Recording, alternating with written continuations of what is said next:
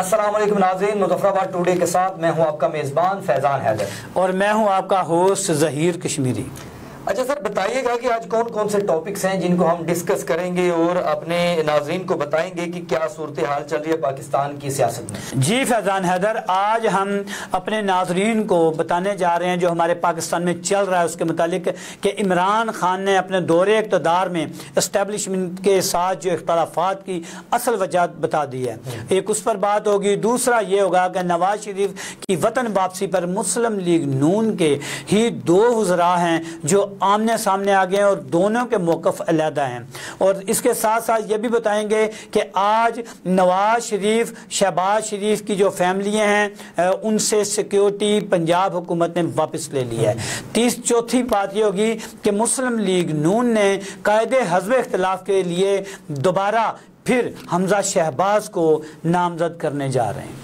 जी बिल्कुल, पाकिस्तान की जो सियासी सूरत हाल है काफ़ी पेचीदगी इख्तियार करती जा रही है। इसी के साथ मैं अपने मेहमानों का तारुफ करवाता चलूँ। लाहौर से मेरे साथ ताहिर खुर्शीद साहब है, सीनियर जर्नलिस्ट और सीनियर तर्जुमा निगार हैं। इसके अलावा मेरे साथ मौजूद हैं पीटीआई के सीनियर रहनुमा लाहौर से चौधरी शकील गुज्जर साहब। इसके अलावा हमारे साथ मौजूद होंगे कामरान नसीम साहब जो आज़ाद कश्मीर से ब्यूरो चीफ हैं, और इसी के साथ आमिर जलाल साहब जो मीरपुर आज़ाद कश्मीर के ब्यूरो चीफ हैं। जी अस्सलाम वालेकुम ताहिर खुर्शीद साहब। जी वालेकुम सलाम। अच्छा सर, बताइएगा कि नवाज शरीफ की वतन वापसी पर मुस्लिम लीग नून के दो बयानिए सामने आए हैं। एहसन इकबाल और जो वफाकी वजीर हैं जावेद लतीफ साहब, उनके अलग अलग बयानात सामने आए हैं। इस पर क्या कहना है आपका? देखिए जी, जावेद लतीफ साहब जो हैं वो डायरेक्टली आप कह सकते हैं कि वो बयान देते हैं जो मरीम नवाज शरीफ के कैंप या मियां मोहम्मद नवाज शरीफ साहब के कैंप की आवाज़ है इस वक्त। और रेस्ट ऑफ दी कैबिनेट जो है वो डेफिनेटली शहबाज शरीफ साहब वज़ीर आज़म की पॉलिसी को टो करती।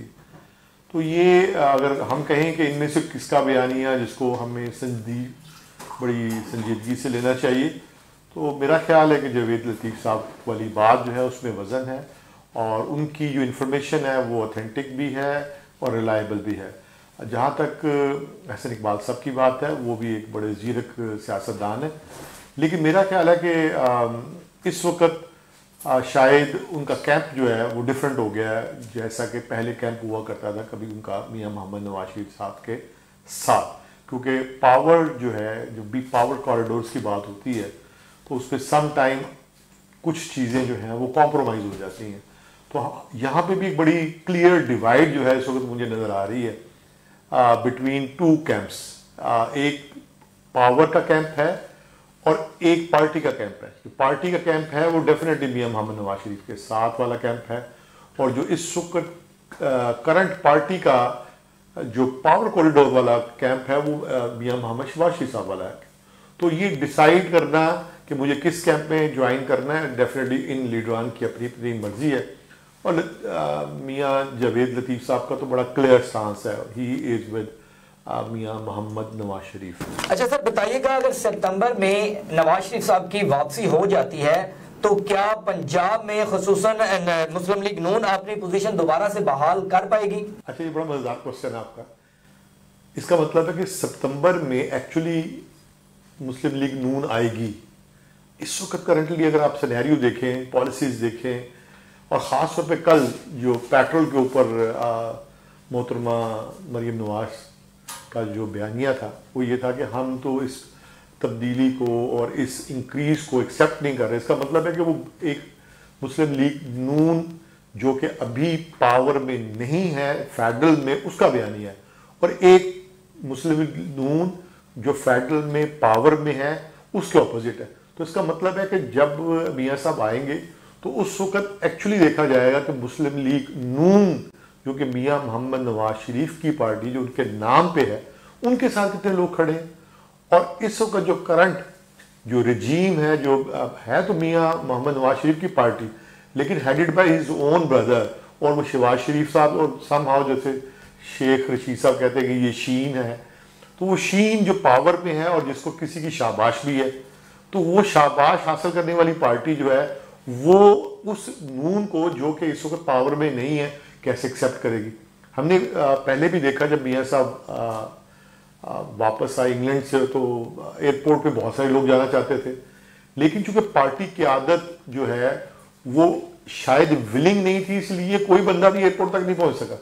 تو اس کا مطلب ہے یہ تو وہ دور تھا کہ جب شاید زیادہ پاور میں میاں محمد نواز شریف صاحب تھے. اب شاید اس وقت پاور کوریڈور اور پاور جو شفٹ ہے وہ چھوٹے بھائی کی فیملی کی طرف جا چکی ہے. تو میرا خیال ہے کہ ہمیں دیکھنا پڑے گا کہ کیا میاں محمد نواز شریف صاحب آئیں گے، اور جب وہ آئیں گے تو کیا وہ نون لیگ کو دوبارہ ریوائیو کر سکیں گے. somehow he has a state power. جی طاہر صاحب بہت شکریہ آپ کا. ظہیر صاحب کیا کہنا ہے طاہر صاحب کے تجزیے پہ آپ کا؟ جی بالکل، طاہر خورشید صاحب نے بہت اچھا ہمارے ناظرین کو اپنے تجزیے میں بتایا ہے، اور میرا خیال ہے کہ ناظرین کو اس سے اچھا تجزیہ شاید سننے کو نہ ملے. تو جی سر، شکیل گجر صاحب ہمارے ساتھ موجود ہیں. السلام علیکم چودھری شکیل صاحب. وعلیکم السلام. سر آپ یہ بتائیں گے کہ پنجاب حکومت نے شریف خاندان سے سیکیورٹی واپس لے لی ہے، اور آپ کیا کہتے ہیں اس پر؟ جی ان کو سب سے پہلے تو میں بات کرتا ہوں کہ ان کو تو سیکیورٹی کی کیا ضرورت ہے. ان کو مجھے سمجھ نہیں آتی کہ ان کو سیکیورٹی دی کس چیز کے لیے دی تھی. یہ کرتے کیا ہے؟ یعنی اتنی سیکیورٹی جتنی جو ہماری فورسز ہیں، مین پاور جو ہے وہ لگا دی گئی ہے ان لوگوں پہ جنہوں نے ہمارے ملک کا بیڑا غرق کر دیا. ان لوگوں کو تو خود سے ان کو یہاں سے نکالنا چاہیے. یہ ہیں کیا؟ یہ کرتے کیا یہاں پہ؟ اور سیکیورٹی کے نام پہ انہوں نے اتنی یہ دیکھ، یہ جی جو بیٹا ہے اس کے ساتھ سیکیورٹی، یہ جو بیٹی ہے جی اس کے ساتھ سیکیورٹی، اس کے ساتھ یہ جو بہنوئی ہے جی اس کے ساتھ، یہ جی بہن ہے اس کے ساتھ، یہ جو چاچا ہے یہ ماما ہے، اور یہ پتہ نہیں کون کون سے ان کے رشتے دار ہیں جو ان کے ساتھ یہ سیکیورٹی لگائی ہوئی ہے.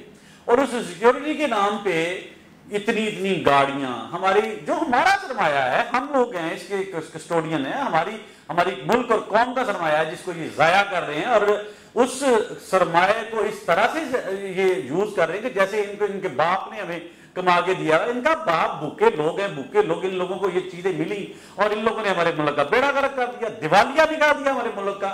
اور ہم آج پائی کے لیے ترس رہے ہیں، ان کی عیاشیاں نہیں ختم ہوتی. اور دیکھیں یہاں اسٹریٹ کرائم کو آپ دیکھیں، ملک کے حالات کو دیکھیں، ہماری معاشی حالت کو دیکھیں. وہ لوگ جنہوں نے ہماری سوسائٹی کی حفاظت کے لیے کام کرنا ہے وہ ان کے ساتھ ساتھ لگی ہوئی ہیں، اور انہوں نے ذاتی غلام بنایا ہوا ہے، ذاتی نوکر بنایا ہوا ہے. یہ زیادتی ہے ہمارے ملک کے ساتھ. بھائی ان کو 3000 ان کے لیے یا کسی اور کام کے لیے. ہمارے تھانوں میں اتنے ملازمین نہیں ہیں. تھانوں کی وہ یہ حالت ہے کہ 5 سے 7 سے 8 ملازم وہاں پہ موجود ہیں، اور اتنا بڑا تھانہ اور اس میں 5 سے 7 ملازمین ہیں. وہ ان کی ہماری قوم کی سیکیورٹی چاہیے. اسٹریٹ کرائم چلتا ہے روزانہ، موبائل آپ اسنیچنگ کی آپ باتیں سن رہے ہیں، گاڑیاں چھینی جا رہی ہیں، بائکس چھینی جا رہی ہیں، گھروں میں ڈکیتیاں ہو رہی ہیں، اور انہوں نے اس فورس کو وہاں پہ لگایا ہوا. ملک کی ہماری تمام انرجی جو ہے وہ ان کے گھر میں لگی ہوئی ہے. جو بھی کچھ ہمارا ہے ہم تو لاوارثوں کی طرح پھر رہے ہیں ان سڑکوں کے اوپر، اور صبح سے نکلتے ہیں، عوام نکلتے ہیں. اب رات کو پتہ نہیں شام میں اس اپنا رزق کمانے کے لیے جو نکلا ہے بندہ، اس کو شیور نہیں ہے کہ میں نے گھر پہنچنا ہے نہیں پہنچنا ہے. اور اگر میں گھر پہنچوں گا تو کیا میرے بیوی بچے مال جان محفوظ ہوگا کہ نہیں ہوگا؟ یہ تو صورتحال ہے. اچھا سر بتائیے گا کہ عمران خان نے نجی ٹی وی چینل کو انٹرویو دیا، اس میں انہوں نے واضح طور پہ بتایا ہے کہ اسٹیبلشمنٹ کے ساتھ جو ان کے اختلافات ہوئے ہیں ان کی اصل وجہ انہوں نے بتائی ہے. اس پہ کیا کہنا ہے آپ کا؟ عمران خان نے وجہ بتا دی ہے اسٹیبلشمنٹ سے اختلافات کی. یہ بڑی پرانی ریت ہے پاکستان کی سیاست کی. جب اقتدار میں ہوتے ہیں لوگوں سے باتیں چھپاتے ہیں، جب اقتدار میں ہوتے ہیں اس وقت کوئی وجوہات سامنے نہیں لاتے، اس وقت کوئی بات لوگوں کو نہیں بتاتے. جب اقتدار سے نکال دیے جاتے ہیں، رسوا کر کے باہر کیے جاتے ہیں، اس وقت لوگوں کی ہمدردیاں حاصل کرنے کے لیے اس طرح کی باتیں کی جاتی ہیں. اور عمران خان نے بھی انہیں روایتی جو سیاستدان ہیں انہوں والے ہتھ کنڈے استعمال کیے ہیں. جب اقتدار میں تھے تو ریاست بھی ٹھیک تھی، سیاست بھی ٹھیک تھی، فوج بھی ٹھیک تھی، اسٹیبلشمنٹ بھی ٹھیک تھی، عمران خان خود بھی ٹھیک تھے، ملک بھی ٹھیک تھا، امریکہ بھی ٹھیک تھا، اور آرمی اسٹیبلشمنٹ بھی ٹھیک تھی. آج جب اقتدار میں نہیں ہے تو روز ایک نیا شگوفہ اس لیے چھوڑ رہے ہیں تاکہ لوگوں میں زندہ رہیں. ناظرین آپ نے ہمارے مہمانوں کی رائے جانی کہ پاکستان کی سیاسی صورتحال کس طرف جا رہی ہے اور مستقبل میں پاکستان کی سیاست میں کون سے نئے رخ آئیں گے. اور اسی کے ساتھ ہمیں اجازت دیجیے اور ہمارا چینل دیکھتے رہیے. اللہ نگہبان.